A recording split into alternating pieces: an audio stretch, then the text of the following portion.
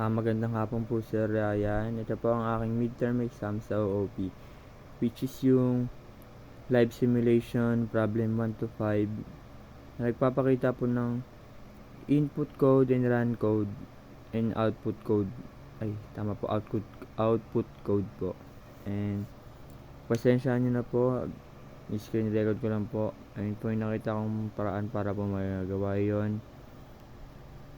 And ito po, papanood ko po sa inyo, sir. Good afternoon, sir.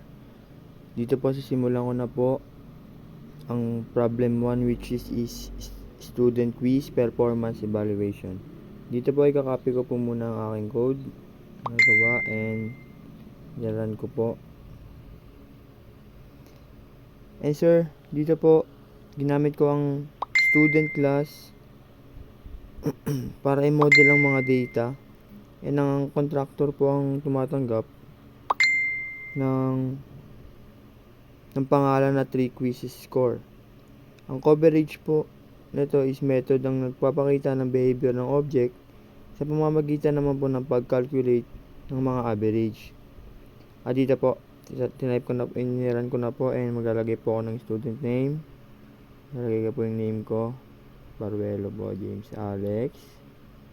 Then next is, ito po mag-enter quiz score na po siya. Lagay ko po 10. And score 2 naman po. 10 po ulit. And quiz score 3 naman po. 10 po ulit. Ayan po, lalabas na po yung output niya, sir. Dito po yung output niya is nagpapakita po yan ng student quiz report at ang tamang average po ng score which is 10 po talaga. And sa next naman po, copy ko lang po yung code na sinave ko po sa aking messenger. Ito po. And i-remove ko lang din po siya. Paste lang po. Run. Sa problem 2 naman po, sir, ito po yung product weekly sales summary. Dito po sa product class po, sir, may product name po siya at sales array. Ang total sales po is ang method po ay nagpapakita ng encapsulation kung saan ang logic ng pag-sum nito, sir, ay nakatago sa loob ng class. Ayan po, niran ko na po siya and lalagay po ako ng product name. Example po natin is fishball. Ayan po yung product ko, sir. And ito po yung lalabas po siya dyan. Enter sale for week 1. Lagay tayo ng 50k. Mabenta yung fishball ko, sir, Sabay, ito naman po, sale for week 2. 30k. Ay, God. Ayan po, nag-error po siya kapag 30 lang po yung nilagay natin. Pag naglagay po ulit tayo dyan ng 2 0, ay 3 0, ay bawal na po pala. Kasi po dalawa lang pong digit kailangan po ata 5 digit. Hara na lang po ulit natin. Pasmado po kasi yung kamay ko, sir. Ayan, 50k. 50k. May validation din po siya, sir, kapag mali-mali po yung nilalagay natin, may ni-input natin na para po sa output. Ayan po, lalabas na rin po siya dyan. Kitang-kita po ang benta kada linggo. At ang nag-compute po nito ay ang total monthly sale po. Ayan po. Next naman po natin, sir, is yung problem 3. Yung athlete event time analyzer. Copy ko lang po ulit yung code. Dito na po lahat. Sinave ko na po kasi ito po yung ginawa ko kagabi. Napuyat po ako dito. Joke lang, sir. Na po. Tanggalin lang po natin. And paste. Run ko lang po. Dito, sir, ang athlete class po ay ang may time arrays which is 5 times, sir. Ang best time method po ang responsible sa paghahanap ng lowest value sa array na siyang fastest na oras. At nagpapakita po ito ng complex behavior ng object. Ayan po. Pag niran po natin, lalabas po yung enter book title.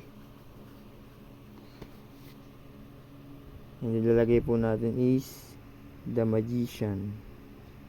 Si Efren po ata yan, sir eh. Sabay next. Ayan po, may 5 rating po yan.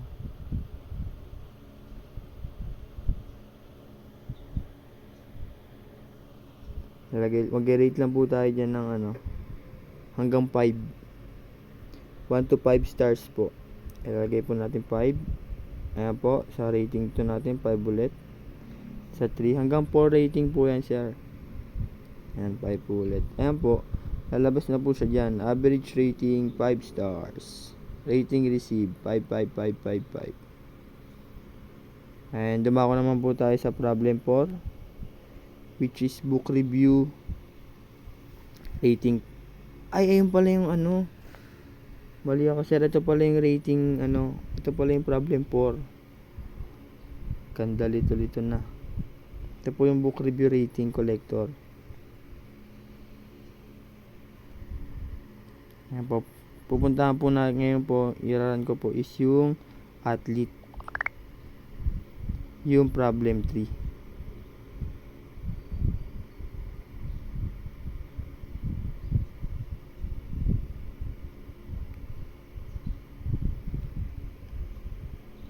Sa problem 3, sa problem 4 po, gumamit lang din po ako ng compute average method ng problem 1, pareho lang po sila.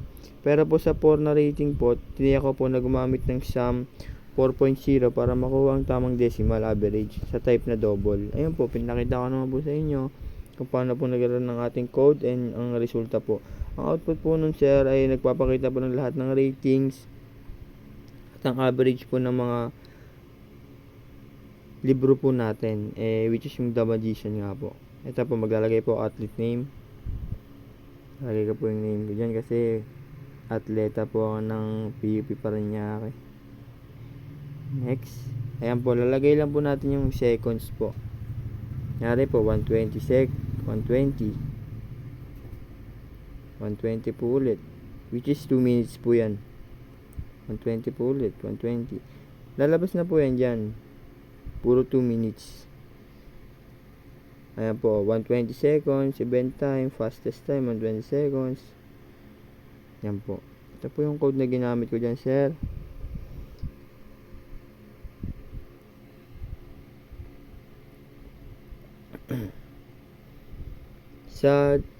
Ito po yung problem 3. Gumamit po ako dito ng classmate times array na 5 times, which is ito pong 5 times na itong event na to. And ang best time method po ay ang responsible sa paghanap ng lowest value sa array na siyang fastest time na oras. And nagpapakita po ito ng complex behavior ng ating object. Ayan po, niran ko po, ipinasok ko po ang pangalan, which is yung name ko po. May 5 oras po. Sinigurado ko rin po na may lowest time ang input, pero pinagpare-pareho ko na lang din po para po makita niya rin. And ang resulta po niyan, pinapakita po ng report ang lahat ng oras at tinutukoy po nito ang fastest time, which is 120 rin po kasi nilagay ko. Mali po ako dito.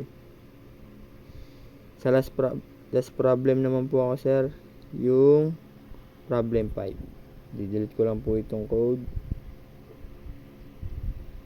And kuhain ko po ulit yung mga code ko dito sa aking messenger. Copy ko lang po.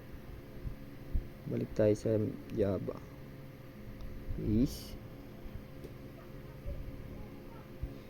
Pagpasensyaan nyo na po, sir. Mahirap po kasi talaga kapag sa cellphone ginagawa. Yan, katulad po nito, ang bagal po ng signal natin. Yun, lumabas na rin po. Dito po mag-enter. At ang panghuli naman po, sir, ito po nga pong store monthly income report. Ang store class po ay ginawa para sa financial report. Ang total income po, method na ginamit para isum ang 6 na buwan. Ginamit ko ang print F sa display info. Method para maging maayos ang format ng pera. Ayan po. Yaran ko na po siya and lumabas po ang enter store name. Ngayon po, pag nag-type po ako dito, kunyari po, pag-type po ako ng pangarap ko pong store, Baruelo Only Rice. Ano yan sir, Mang Inasal. Pero Baruelo yung name. Kasi pangarap ko rin po yan sir. Ilalagay po ako rito ng enter the income for 6 months. Ayan po yung income value natin. For 1 month and hanggang 6 months po siya. Malakas po yung Only Rice ko. Kaya gagawin ko pong 100k. 100k. Ay! Ayan po. Pag naglagay po tayo ng 100 pesos, mag-i-invalid input po siya. Please, maglalagay po siya ng please enter a numerical value, which is 5 digit po. Lalagay po ulit tayo ng 100k. 5 digit lang po muna. 10k. Mali pa rin po kasi yung kama po natin eh. Lalagay po tayo ng 10k. Yan, nagra na po. 50k. Mahina na yung ko niyan sir, Only Rice ko. Lalagay tayo ng 300k para malakas-lakas naman. Last is hanggang 6 months po yan sir. Uy, masyado nang madami yan. Yan, ang last po is 650k kasi malakas to. Linggo to sir, daming kumakain yan. Ayan sir, nalabas po yung total income niya in 6 months which is 1 million na po. Ayan po ang kumpletong simulation at explanation ng aking mga solutions sa midterm natin sir. Gamit ng mga tamang principle ng object-oriented programming. Salamat po sa inyo sir.